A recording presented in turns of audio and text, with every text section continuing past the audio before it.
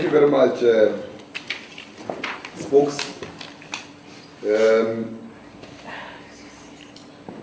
On the issue of the negotiations, there was a clear consultation with all people that worked with us. The ACCP is in an alliance with the African National Congress. When it comes to deployment and all of that, they've been there. Because what worries us as the Youth League is that the same ACCP that has a problem with the government of national unity, which has placed it as a position of sellouts, where we've invited everyone, opened the door to everyone, including those that have no offices, which their offices don't know where they are. We've also invited them to the GNU. The EFF was also invited to the GNU. Maybe now that Floyd is gone in the EFF, maybe we must invite them again, because we know that the stumbling block there was Floyd because of his hatred for the African National Congress. Now with the new development, maybe they might want to come and re-engage. But ACCP was engaged on all of these things. That's why they've deployed. The ACCP national chair is the Minister of Science and Technology. Some of the Central Committee members of the ACCP and Cabinet, others are deputy ministers, others are ministers. Now, they are a party working with us in the GNU. Now, we believe that anything that they are saying is just populist stance. But look, the best GNU would love to have in the future, maybe, if we're to be honest, maybe it's the ACCP. Because the only ones that we believe that might move towards the left properly is the ACCP. There is no EFF or Mkonto Wesizwe that is left lane towards any other progressive direction. Now, there's no difference between that and them and the DA.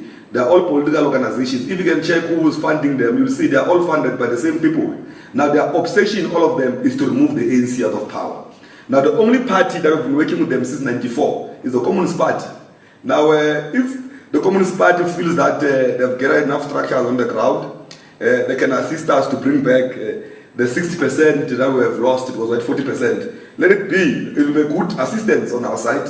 It will assist us, but they must urgently withdraw all their deployees. Because you can't say why a GNU of sellouts when your national chair is there within the GNU of Government of National Unity. Now, it lacks a bit of consistency. But the Solima Pay that we know that is a product of the Youth League and COSAS and many other structures of the movement is very brave. We know that he will, it's either he will agree with the ANC on how the GNU work, or he will immediately withdraw those that are from the party who are in the GNU, so that we are seeing action. Then later on he must set up structures to contest elections on his own and stop being under the skate of the African National Congress. Now that's the prayer that we want from the ACP. Anything else is cowardice.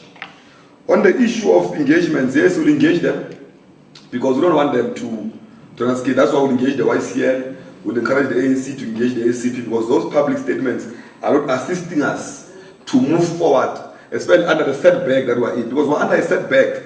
Progressive forces have been pushed to 40% in the last elections. Now that's a setback. It means 60% is in the hands of people who don't know who they represent. Now, we want us to engage with them that how best do you think we can assist us to go out of the setback apart from throwing stones at the African National Congress. I think I've answered on our engagement with the ACP. On the corruption, look, we were clear on corruption. The ANC is clear on the stance. We've set up commissions. Those that are charged of corruption, they know they must step aside. Everyone who is charged of corruption in the ANC step aside. You can go and check. There is no one who is charged of any crime who is still a leader of the ANC or the. We've always told them that they must step aside and go and clear their name. And they've done that with discipline. Many of our comrades have done that. Those that did not listen to step aside, they went and formed a political party called Controversies. If you can see, in most cases, all those that are charged or are seen to have corrupt entities, everyone that is associated with corruption, you will find them in Controversies. Now, Controversies has become a home of the corrupt. Now, anyone that wants to be subject to step aside of the ANC, they know they go to Controversies and leave the ANC as clean as it is. Now, on our term of office achievement, we've achieved a lot. Apart from the parliamentarians that we have a lot in parliament, we have a big representation in parliament now. We're able to push many programs. One of the programs that we're busy pushing on is all foreigners. All mayors are aligning in all the metros so we can check. There's a clear program now of cleaning buildings that are occupied by illegal foreigners. There's a clear program now of a program of the stimulus program of the presidency. There's a clear program of the 23 billion set aside to reskill the unemployed youth. There's a clear program of agriculture and creating the corridors of the economy in many corners of the country. Those are one of the achievements that we've achieved, and we want to achieve more. We're saying that we're less than 2 years in office. We have just completed a year now in office a few months ago, and those are things that we can say we're working very hard to achieve. Our own deputy president is deployed in the Department of Labour. We've told him that that department must be used effectively to address all of these issues that the youth league is raising, because it's a first platform to address them, because that's why you enforce the issue of undocumented workers who are put in restaurants and exploited by the restaurant because they underpay them, because they know they are in the country illegally. Now, those are issues that we want to speak of. There's a white paper also of Home Affairs, which has been published by the former minister at that time, Comrade Mutswaledi. Those were influences of the ANC League, and we want to do more. We're saying that the reason we're here in the House every day is to make sure that we hold everyone accountable and the issues are improved. But at the center of what we want to resolve is the issue of drugs, youth unemployment, gender-based violence, issues of NEFSAS, because the ANC has been rejected in all institutions of Highland in the past elections because of how we mismanaged the issue of NEFSAS. If you can check, all campuses where the students, the youth protested against the ANC. If they did not vote, they voted for any other political party, but not the ANC. Because of a program that the ANC has created and committed to them, that all the young people from Venda, from Tata, from everywhere else, from very poor backgrounds, they must have access to education through the program of NEFSAS. Now, NEFSAS played a very crucial role also to put the ANC at 40%.